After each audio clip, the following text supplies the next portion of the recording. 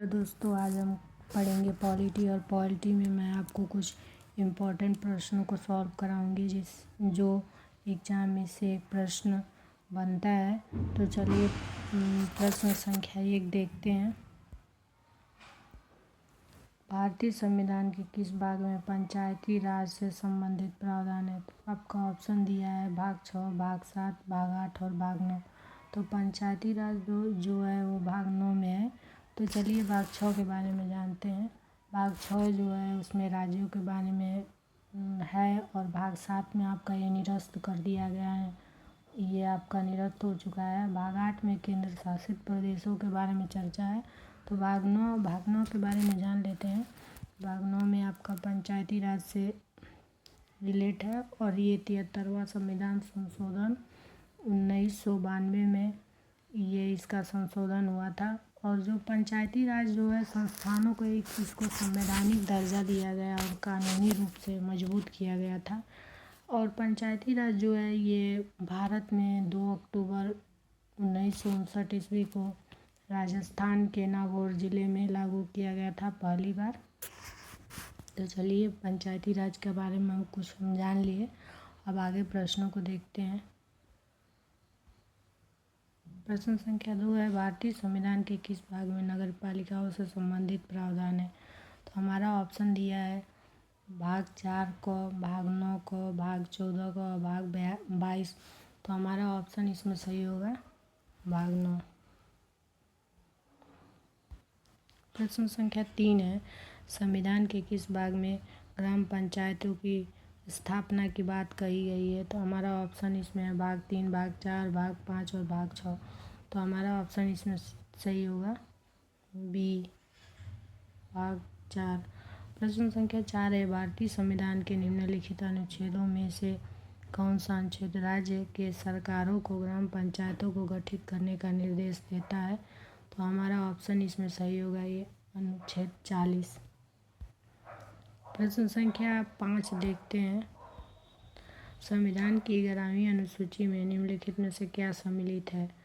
राज्य के नीति निर्देशक सिद्धांत, पंचायतों का कार्यक्रम, मूल कर्तव्य, मूल अधिकार, राज्य की नीति।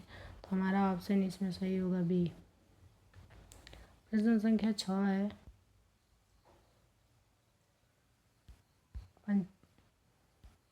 पंचायती राज प्रणाली किस पर आधारित है? ये है सत्ता के विकेंद्रीकरण पर, सत्ता के केंद्रीकरण, सत्ता के विकेंद्रीकरण और प्रशासक व जनता के सहयोग पर उपयुक्त सभी। तो हमारा ऑप्शन इसमें सही होगा बी, सत्ता के विकेंद्रीकरण पर। प्रश्न संख्या 7 देखते हैं। पंचायती राज जो है प्रदान करता है पिछड़े क्षेत्रों का कृषि विकास, स्थानीय स्तर पर लोकतांत्रिक प्रशासन, ग्रामीण स्तर पर उच्च राजस्व का संचालन और देहाती क्षेत्र में शिक्षा का फैलाव। तो हमारा ऑप्शन इसमें सही होगा बी। प्रश्न संख्या 8 है, पंचायती राज का प्रधान लक्ष्य है? तो पूछ रहा है पंचायती राज का प्रधान लक्ष्य ग्रामवासियों के बीच प्रतिद्वंद को बढ़ाना, चुनाव में लड़ने के लिए ग्रामवासियों को प्रशिक्षण देना, ग्रामवासियों में शक्ति का विकेंद्रीकरण। तो हमारा ऑप्शन सी सही होगा। प्रश्न संख्या 9 देखते हैं, पंचायती राज का मुख्य उद्देश्य क्या है?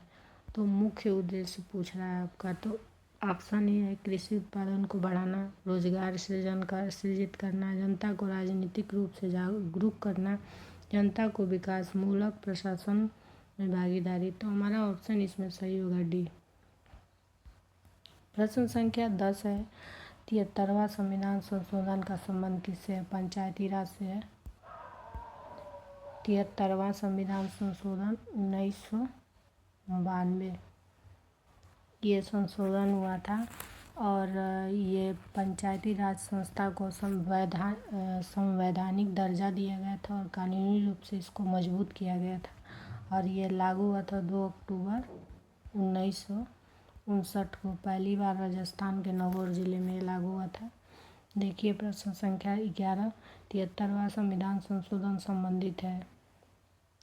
तो ऑप्शन सी सही होगा, पंचायती राज प्रणाली से। प्रश्न संख्या 12 है, भारत में निम्नलिखित में से किसके अंतर्गत पंचायती राज प्रणाली की व्यवस्था व्यवस्था की गई थी। तो हमारा ऑप्शन सही होगा, इसमें आपका सी सही होगा, नीति निर्देशक तत्व। चुनाव आयोग अधिनियम मौलिक कर्तव्य मौलिक अधिकार नहीं, सी सही होगा। प्रश्न संख्या 13 है, किस संवैधानिक संशोधन द्वारा पंचायती राज संस्थानों को संवैधानिक दर्जा दिया गया था? 73वां 1952। प्रश्न संख्या 14 है, 73वां संविधान संशोधन द्वारा संविधान में कौन सी अनुसूची जोड़ी गई थी? कौन सी? 9वीं अनुसूची। पहले 8 अनुसूची थी, 9, 10, 11 और 12 को जोड़ा गया था। प्रश्न संख्या 15 है,